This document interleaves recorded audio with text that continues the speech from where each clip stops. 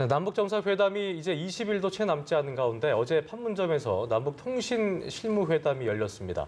정상회담 준비 작업이 어느덧 반환점을 돌면서 막바지 준비 단계에 접어든 모습인데요. 네, 오늘 두 분과 자세한 소식 짚어보도록 하겠습니다. 네. 신범철 아산정책연구원 선임연구위원, 우정엽 세종연구소 연구위원 나오셨습니다. 안녕하세요. 안녕하세요.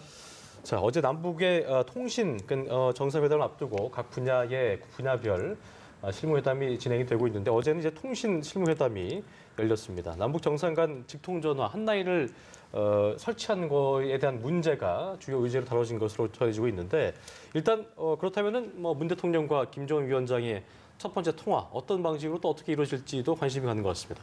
지난번에 우리 특사단이 이제 북한을 방문해서 합의한 사항 중에 하나가 이제 남북 정상 간에 한라인을 설치하고 그리고 이제 남북 정상회담이 있기 전에 그 한라인을 통한 전화 통화를 하도록 하자 하는 합의가 있었습니다.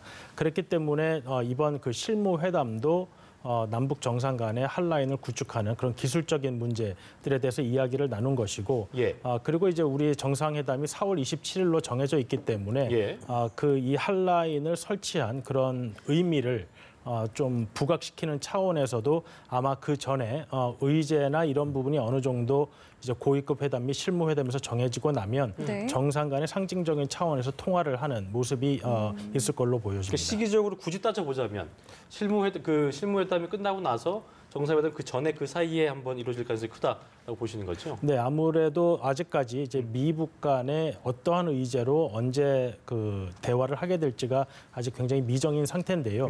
그러한 부분이 어느 정도 확실해져야지만 이제 남북 정상회담도 좀 더 큰 성공적인 성과를 낼 수 있기 때문에 그러한 부분에서 윤곽이 어느 정도 나오고 그리고 4월 27일 남북 정상회담 이전에는 한번 통화가 있을 것 같습니다. 그래, 알겠습니다. 자, 이렇게 어제 실무회담을 포함해서 두 차례 실무회담이 모두 마무리됐는데요. 앞으로의 절차는 좀 어떻게 진행이 되는 겁니까? 예, 실무회담을 한 번 정도 더 갖기로 했습니다. 그러니까 의전, 경호, 보도 실무회담을 한 번 정도 있을 거고요.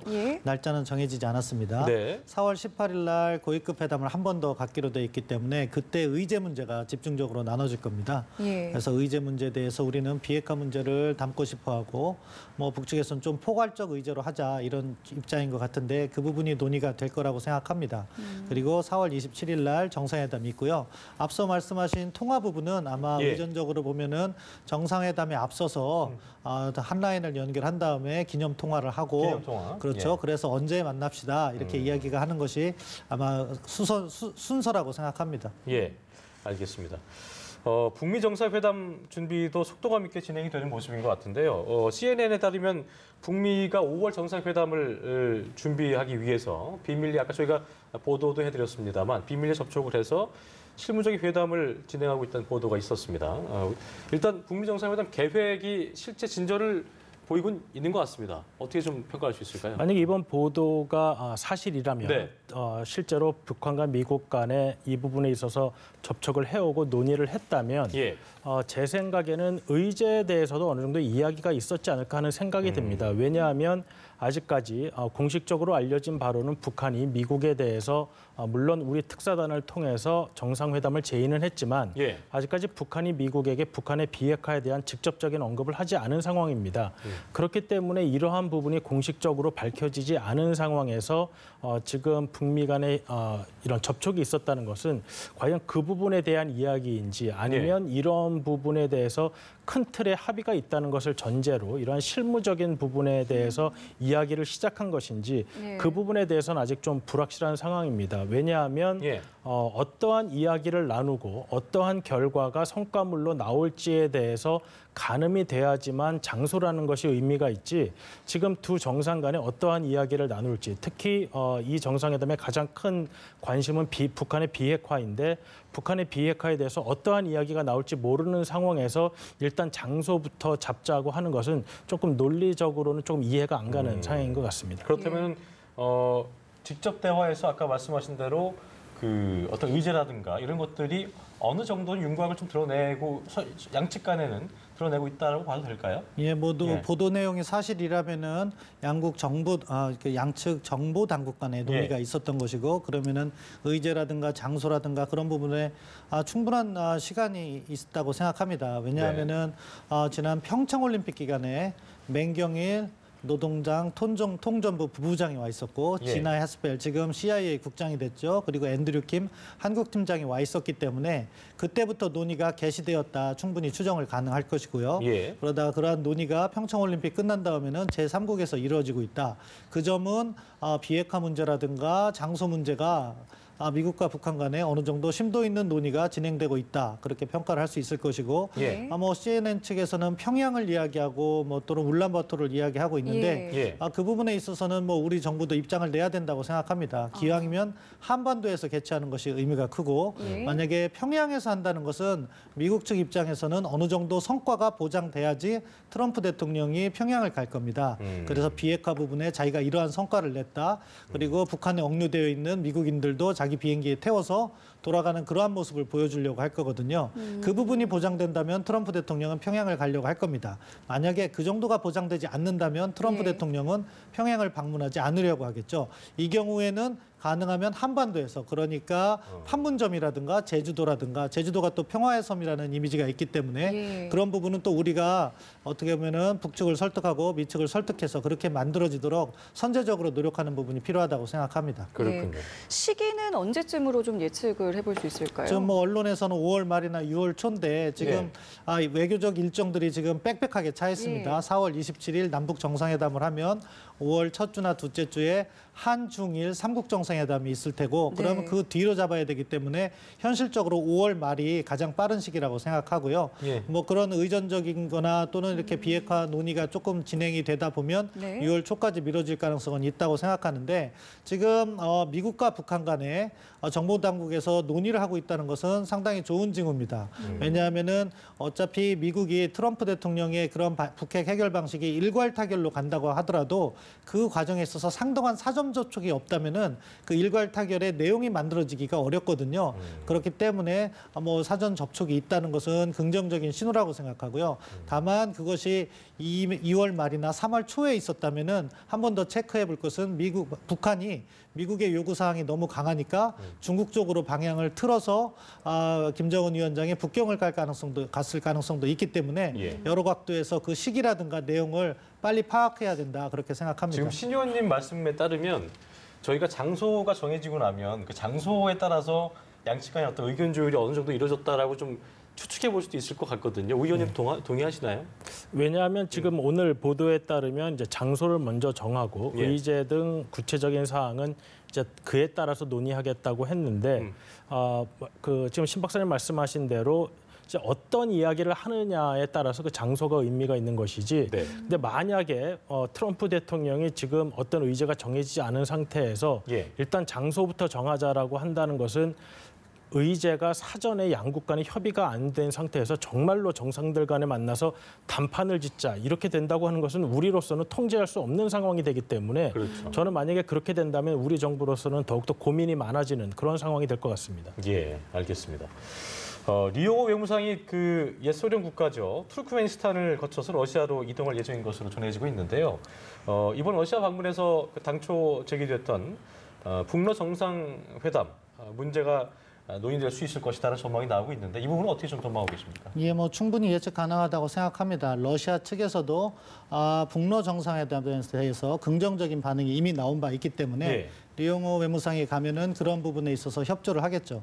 기본적으로 지금 북한이 처한 외교적 고립을 탈피하는 행보를 계속해서 하고 있습니다. 예. 중국을 갖고 스웨덴을 갖고 이번에는 아제르바이잔과 투르크메니스탄을 가서 러시아로 가고 아제르바이잔에서는 비동맹 회의에 참석해서 자기들의 입장을 이렇게 홍보하는 그런 행보를 보이고 있습니다. 예. 그럼 남아있는 것은 러시아를 갔는데 북러 정상회담을 통해서 나름대로 북한에게 보다 유리한 상황을 조성하겠다는 게 지금 북한의 셈법이다. 이렇게 보면은 정상회담권에 대해서 이야기를 할 것이고 예. 시기 같은 것도 조율할 가능성이 있다. 그렇게 보는 것이 맞는 것 같습니다. 예. 그렇습니다. 자, 이번 러시아 방문에서 푸틴 대통령과 면담이 일단은 예정이 되어 있지 않을까 뭐 이런 이야기도 있는데 글쎄요. 만날 가능성에 대해서는 좀 어떻게 보고 계십니까? 지금 북한의 외교적 행보를 본다면은 아무래도 이제 국제사회의 제재, 이제 미국이 이끄는 제재와 외교적 압박, 그다음에 군사적 긴장 때문에 이제 협상 테이블로 나오게 된 것인데 북한이 미국과 양자 협상을 하게 될 경우에는 지금의 상황에서는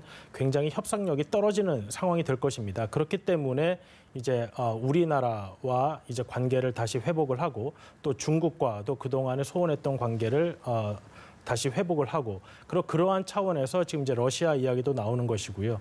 그다음에 이제 EU 등도 방문을 한 적이 있고 이제 다른 국가들을 방문했는데 그런 것들은 모두 이제 향후 있을 북미 간의 협상에 있어서 보다 본인들의 편에 설 수 있는 원군을 지금 모으고 있는 그런 상황이라고 볼 수가 있습니다. 그리고 이제 러시아로서도 그동안 동북아시아에서의 외교적 영향이 많이 떨어진 상황에서 다시금 이번 기회를 통해서 이제 미국에게 좀 대항할 수 있는 그러한 외교적 영향력을 찾는다는 의미에서 푸틴 대통령도 큰 손해 볼 것이 없기 때문에 비록 이제 북한의 외무상이 대통령을 직접 만나는 것이 격에는 안 맞는다고 하더라도 이번 기회를 통해서 푸틴 대통령으로서는 다시 한번 동북아 외교적 영향을 보이기 위한 그런 기회로 삼을 수가 있을 것 같습니다. 네.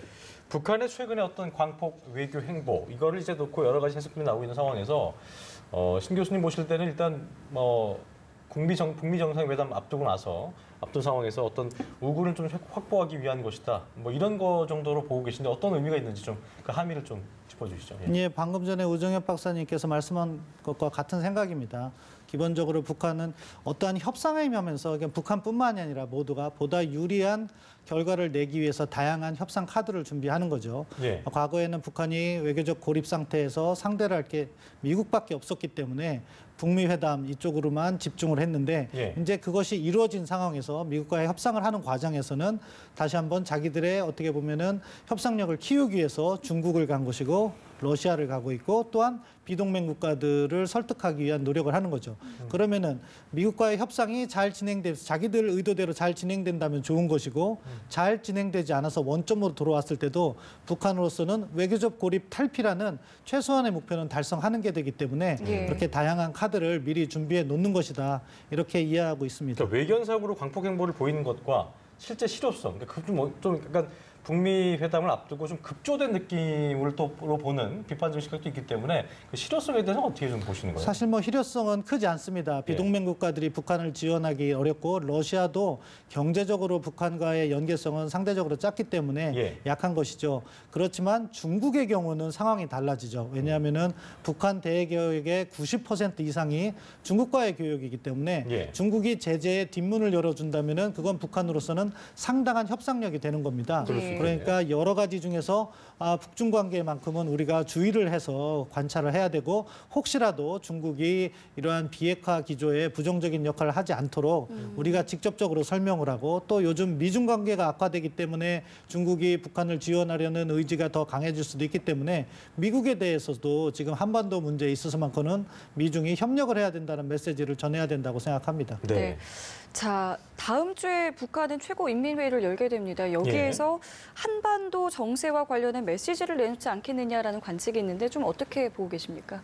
아무래도 이제 북한 내부에서 이 한반도와 관련된 문제를 김정은이 본인이 얼마나 이제 소상하게 밝히느냐 하는 문제가 이제 관심사인데요. 이제 문제는 이러한 의제가 어떻게 진행되느냐 하는 문제가 가장 클 것 같습니다. 아직까지 이제 북한과 미국 간의 회담은 물론 미국이 받아들이긴 했지만 공식적으로 진행되진 않고 있는 상황이고 그리고 그 북미 회담의 진행 여부에 따라서 남북 회담 역시 어느 정도 성과가 있을 것이냐가 결정될 것이기 때문에 당장 11일에 북한에서 이 남북 회담에 관한 이러한 이야기를 공식적으로 하기에는 아직까지도 북한 내부 상황을 봤을 때는 위험성이 있다고 생각이 됩니다. 그렇기 때문에 어떠한 큰 메시지가 나오기를 기대하는 것은 조금 어려울 것 같고요. 왜냐하면 당장 북한에서 하는 이번에 공연만을 보더라고 하더라도 사실 많은 일반 주민들은 그러한 공연 사실을 모르고 있는 그런 상황이기 때문에 우리가 현재 바라보는 모습과 북한이 실제로 진행되는 모습은 다르기 때문에 이 부분은 저희가 좀 신중하게 볼 필요가 있는 것 같습니다. 자, 그리고 2015년 이후에 아직까지 열리지 못하고 있는 한중일 정상회담이 3년여 만에 일본 NHK 보도에 따르면 다음 달 9일 일본에서 개최되는 방향으로 최종 조정이 이루어지고 있다고 전해지고 있는데 성사 여부도 그렇고요. 또 세 나라가 만났을 때 어떤 오랜만에 만나는 자리이기 때문에 어떤 핵심 의제도 궁금해지거든요. 이 부분까지도 같이 좀 짚어주시죠. 예, 뭐 성사 가능성 높다고 생각합니다. 예. 시진핑 정부도 이제 2기가 출범을 했고 예. 또 우리 정부도 이렇게 지금 주변국 외교를 활발히 해서 어쨌든 비핵화 문제의 진전을 보기 위한 그러한 노력을 하고 있고 일본 아베 정부도 지금 국내 정치적으로 어려운 상황에서 외교적 돌파구를 찾기 위한 그런 속셈이 있기 때문에 정상회담의 성사 가능성은 높다. 다만 정상회담, 이 한중일 3국 정상회담은 기본적으로 3국 협력 사업이 주요 의제였습니다. 그래서 정상회담을 통해서 사무국도 만들고 130여 개의 한중일 협력 사업을 갖다가 발전시키는데 어려움이 처했을 경우 정상회담을 통해서 극복하는 그러한 과정을 겪어왔거든요. 다만 지금은 동북아에서 북한 핵 문제, 비핵화 문제가 워낙 중요한 의제로 이렇게 부각되고 예. 있기 때문에 예. 그 부분에 있어서 한중일 3국 정상이 특별한 메시지를 낸다거나 이해를 같이 한다거나 그러한 협력을 할 가능성은 있다. 그렇게 생각합니다. 그러니까 중국과 일본은 그 북한 비핵화에 대한 어떤 방법론적에서 좀 다른 결을 갖고 있기 때문에 다른 접근을 하고 있기 때문에 이 부분은 어떻게 좀 얘기가 조율될지도 좀 궁금해지거든요. 어떻게 좀 예상하세요? 지금 우리가 이제 방법론에 관한 이야기가 많이 나오고 있는데 결국 어떠한 방법론으로 이제 귀결될 것인가 하는 문제는 협상 과정에서 누가 더 강한 협상력을 가지고 있냐의 문제로 아마 귀결될 것입니다. 네. 지금 이제 과거의 협상과 이번의 협상이 다른 이유는 북한의 협상력이 과거보다는 조금 약화된 상황이라는 것이죠. 왜냐하면 협상에 나오게 된 이유 자체가 이제 제재 때문이기 때문에 이번에는 아무래도 과거와 같이 북한이 원하던 그렇게 단계적인 그다음에 이제 동시적인 해법을 추구하기에는 북한의 협상력이 낮기 때문에 이거는 주변 국가들이 어떠한 선호도를 가지고 있냐기보다 결국에는 북한과 미국이 협상을 진행함에 있어서 누구의 협상력이 더 그 시점에 있어서 우위에 있을 수 있는 것인가 그리고 그것을 어떤 협상력을 발휘해서 결과를 얻어낼 것인가 하는 점이 좀 달려 있다고 생각이 됩니다. 예. 알겠습니다. 두 분과의 말씀 여기서 마무리 짓겠습니다. 네. 신범철 아산정책연구원 선임연구위원, 우정엽 세종연구소 연구위원과 함께했습니다. 고맙습니다. 고맙습니다.